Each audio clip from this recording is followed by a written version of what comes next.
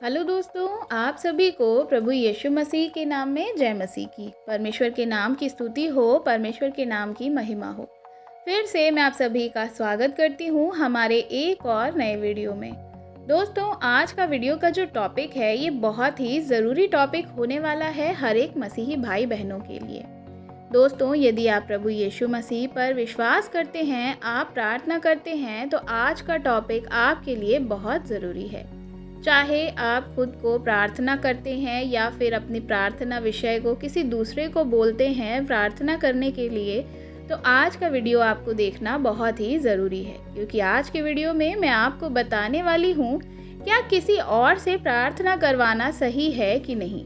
क्योंकि बहुत बार ऐसे हम देखते हैं कि जो मसीही लोग हैं वे क्या करते हैं कि किसी न किसी को अपनी प्रार्थना का विषय देते रहते हैं। आजकल सबसे ज़्यादा तो ऑनलाइन बहुत सारे लोग हैं जो प्रार्थना करते हैं और आप देखेंगे कि हज़ारों लाखों में कमेंट्स जो हैं वे प्रार्थना विषय के लिए वे भेजते रहते हैं। मैं आज की वीडियो में आपको बताने वाली हूँ क्या ऐसा करना बाइबल के अकॉर्डिंग सही है कि नहीं, क्योंकि बहुत सारे लोग ऐसा ही करते हैं। आजकल क्या है कि आप बहुत सारे लाइव चैनल देखेंगे या संडे प्रेयर्स देखेंगे, लाइव प्रार्थनाएं देखेंगे, या आप अगर चर्च में भी जाते हैं तो क्या करते हैं, बहुत सारे लोग जो है वह प्रार्थना का विषय देते हैं।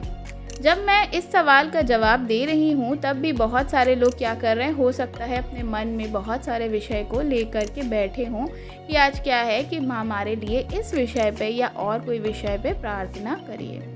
जो प्रार्थना करवाने चाहते हैं या पूछते हैं कि क्या है, हमें बहुत सारे लोगों को विषय देना चाहिए कि नहीं देना चाहिए, लेकिन हमें नहीं मालूम वे काम हमारे में ऐसा मतलब क्यों हम कर रहे हैं। या कहने का मतलब है कि बहुत सारे लोग जो है उनसे पूछते हैं कि सारे भाई बहन जो हैं वे क्या है, अगर आपको अभिषेक मिला है तो हम उनसे प्रार्थना करवा सकते हैं या उनको प्रार्थना विषय देते हैं, तो ये कहते हैं कि हमारे लिए प्रार्थना करो। लेकिन हमारे जीवन में जिस विषय को लेकर के हम उसके लिए प्रार्थना करते हैं या बोलते हैं, उस समय वह प्रार्थना करना सही है या नहीं, या हमारे जीवन में जो हम चीज़ों को देख रहे हैं, जो हमें चंगाई नहीं मिल रही है, तो क्या कारण है। बहुत सारे लोग जो है प्रार्थना विषय देने के बाद भी हमारे जीवन में प्रार्थना का कोई असर नहीं हो रहा है, तो ऐसा क्यों है। तो आज का वीडियो मैं ये इसीलिए बना रही हूँ। आज के वीडियो में मैं आपको इसी विषय में बताने वाली हूँ। यदि आप भी उन लोगों में से हैं जो दूसरों को अपना प्रार्थना विषय देते हैं, जैसे कि आप लिख कर भेजते हैं कि प्रार्थना करिए, या आप चर्च में बहुत सारे लोगों को बोलते हैं कि आप मेरे लिए प्रार्थना करिए, या मैं आपको प्रार्थना विषय बता रही हूँ, या हमें उसका उत्तर क्यों नहीं मिल रहा है, तो इस वीडियो को बड़े ही ध्यान से देखिए और समझने की कोशिश करिएगा, क्योंकि मैं आज आपको कुछ वचनों से बताने वाली हूँ। वीडियो को पूरा ज़रूर देखिएगा और स्किप बिल्कुल भी मत करिएगा। मसीह भाई बहनों को वीडियो शेयर ज़रूर करिएगा ताकि वह भी उन वचनों को सीख सके और ये बातें उन तक पहुँच सके और वह भी अपने आत्मिक जीवन में और उन्नति कर सके। तो चलिए दोस्तों, आगे की वीडियो को शुरू करते हैं। तो जैसे कि दोस्तों मैंने आपको वीडियो की शुरुआत में बताया कि आज जो है मैं आपको बताने वाली हूँ अपने प्रार्थना विषय हमें दूसरों को देना है कि नहीं। प्रार्थना करने के लिए देखिए मेरे प्रियो, सबसे पहले मैं आपको बता देना चाहती हूँ कि आप प्रार्थना का विषय किसी दूसरे को देते हैं, इसमें कोई भी बुराई या गलत बात नहीं है। कोई भी व्यक्ति अपने जीवन में प्रार्थना विषय को लेकर अगर किसी पास्टर को देता है और बोलता है कि मेरे लिए प्रार्थना करें, मेरा ये विषय है, तो इसमें किसी भी प्रकार की कोई बुराई नहीं है।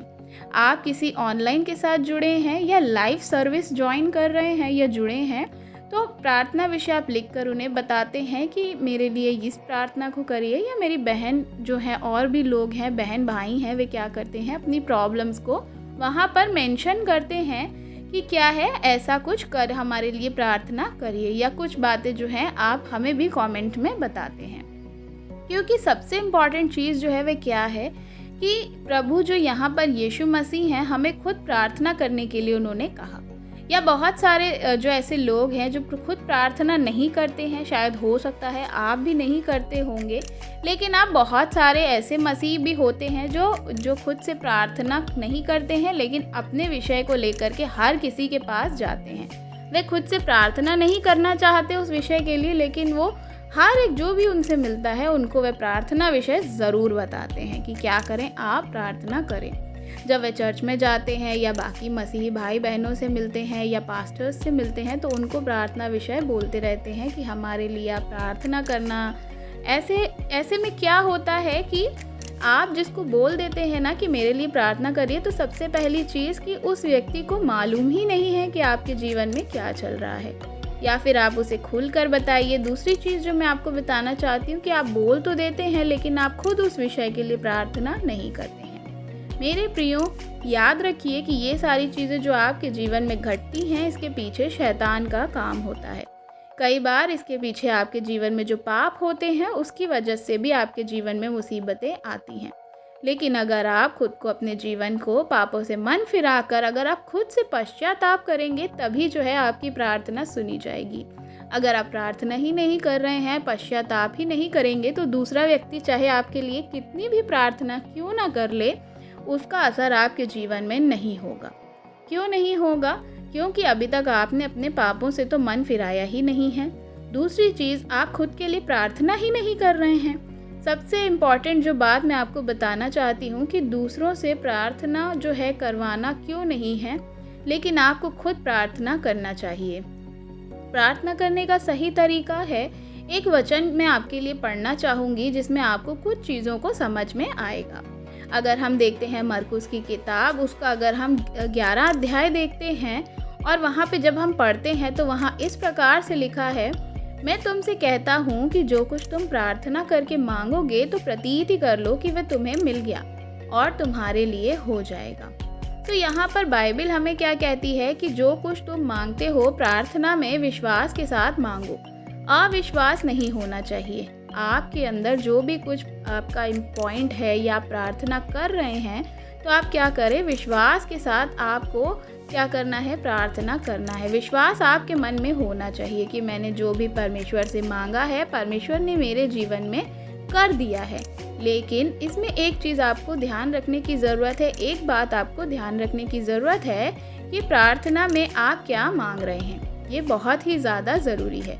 कुछ भी प्रार्थना में आप नहीं मांग सकते। व्यक्ति, आज बहुत सारे लोग जो हैं प्रार्थना विषय भेजते हैं कि क्या करना है, मैं इस प्रकार से ये करना चाहता हूँ, या मुझे प्लेन चाहिए, या मुझे बड़ी गाड़ी चाहिए, या मैं इससे विवाह करना चाहता हूँ, या मुझे ये करना है, या इस प्रकार से क्या है, बहुत सारी चीज़ों को भेजते हैं। तो मैं आपको बताना चाहती हूँ कि आप क्या करें, हमारी बातचीत जो है वह बाइबल के हिसाब से ही होनी चाहिए।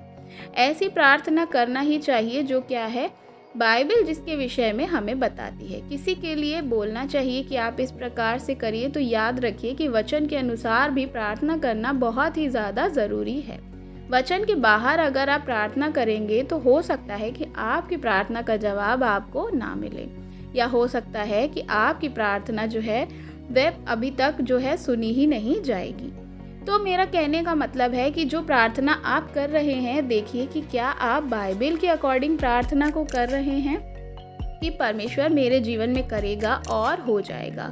अगर आप पवित्रता से प्रार्थना नहीं कर रहे हैं, सही रास्ते के अनुसार प्रार्थना नहीं कर रहे हैं, सही चीज़ों के लिए प्रार्थना नहीं करेंगे, तो आप चाहे कितनी भी प्रार्थना कर लीजिए, कितने भी लोगों के पास आप प्रार्थना विषय दे दीजिए, कभी भी आपकी प्रार्थनाओं का उत्तर नहीं मिलेगा, क्योंकि परमेश्वर वचन के विरोध में कुछ नहीं कहते।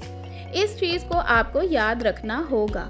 सबसे इम्पॉर्टेंट चीज़ जो है, जबकि आप प्रार्थना करें तो सही रीति से प्रार्थना करें और विश्वास करें कि प्रार्थना का उत्तर आपको मिल गया है। दूसरी चीज़ ये कि खुद आपको प्रार्थना करनी है। दूसरे व्यक्ति के आसपास आप प्रार्थना जो दे रहे हैं वह गलत नहीं है, लेकिन आपको उस विषय के लिए खुद भी प्रार्थना करना होगा। बहुत सारे लोग ऐसा करते हैं कि दूसरों को अपना विषय दे देते हैं कि हमारे लिए प्रार्थना करिएगा, प्लीज़ हमारे लिए प्रार्थना करिएगा, कि मेरा ये विषय है, या इस विषय के लिए आप हमसे क्या करें, थोड़ी देर के लिए बैठ करके प्रार्थना करें।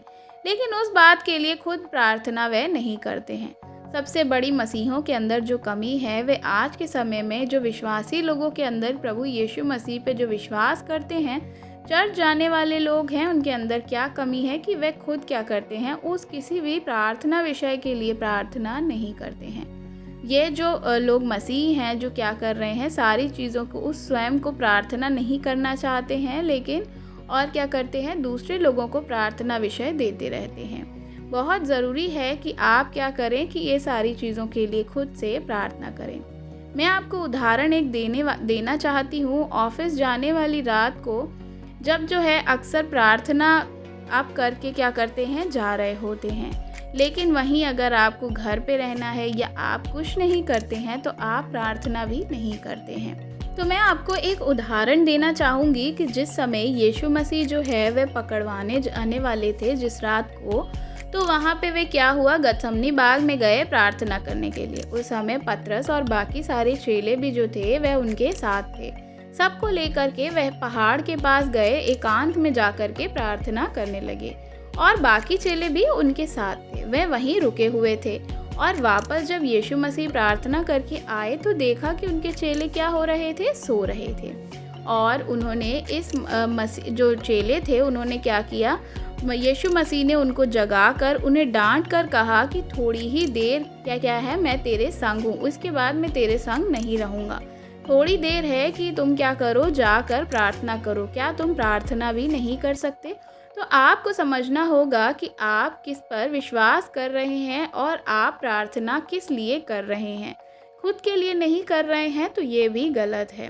जब हम देखते हैं बाइबल में तो वहाँ पे इस प्रकार से लिखा हुआ है, जब हम मत्ती में पढ़ते हैं तो वहाँ इस प्रकार से लिखा है कि फिर उसने चेलों के पास आकर उन्हें सोता हुआ पाया और पतरस से कहा, क्या तुम मेरे साथ एक घड़ी भी ना जाग सके?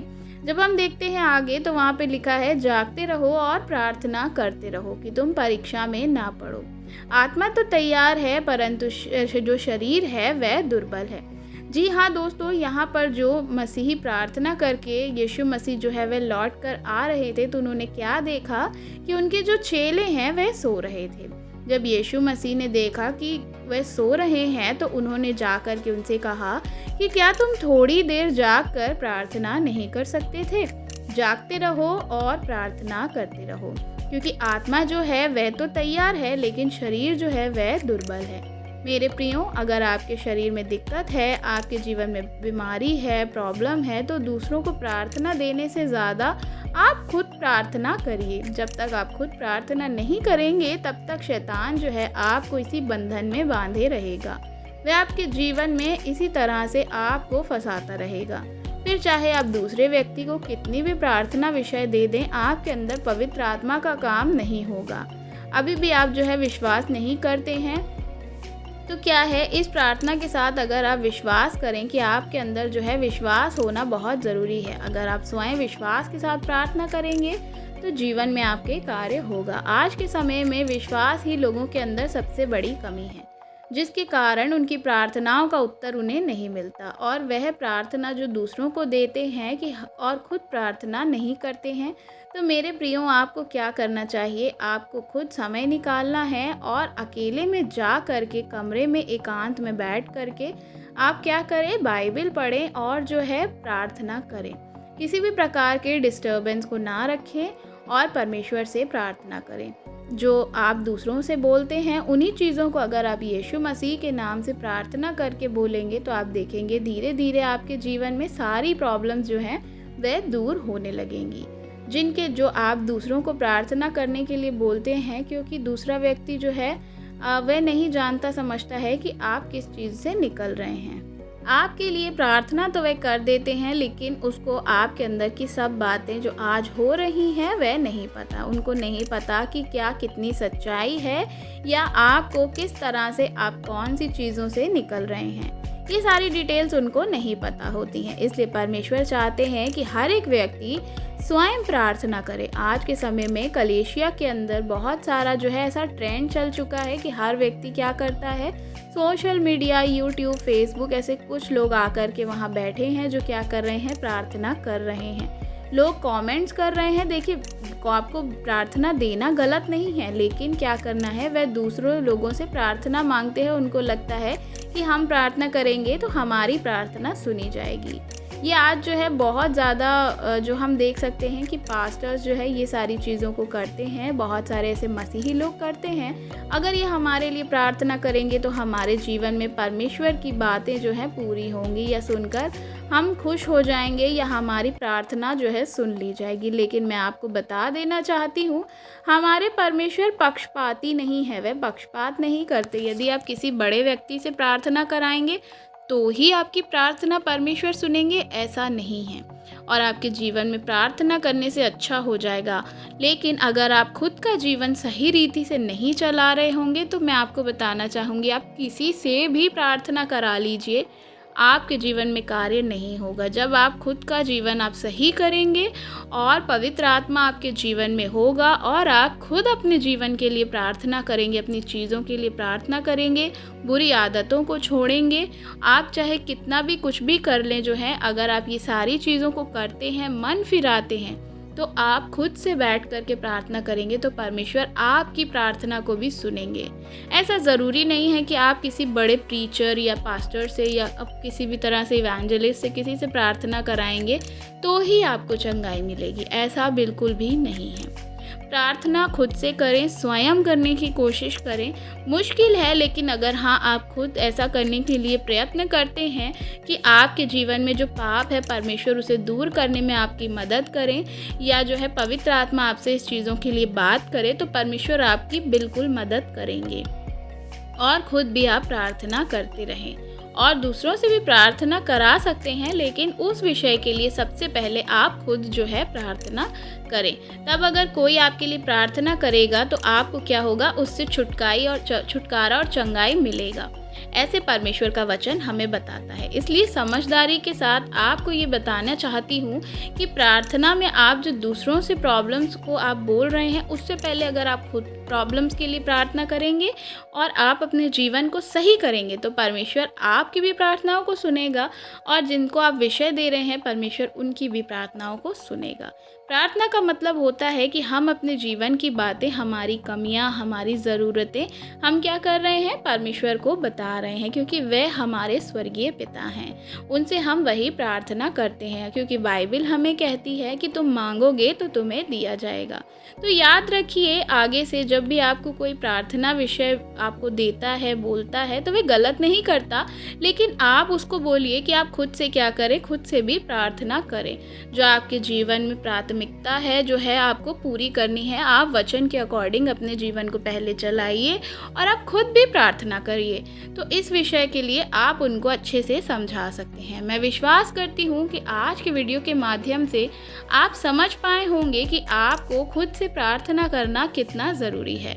अगर आप प्रार्थना नहीं करेंगे, दूसरे लोगों को ही अगर आप विषय देंगे, तो आपके जीवन में काम नहीं होगा, बहुत ज़्यादा कोई फ़र्क आपको नहीं नज़र आएगा। इसलिए आप खुद से प्रार्थना को ज़रूर करें।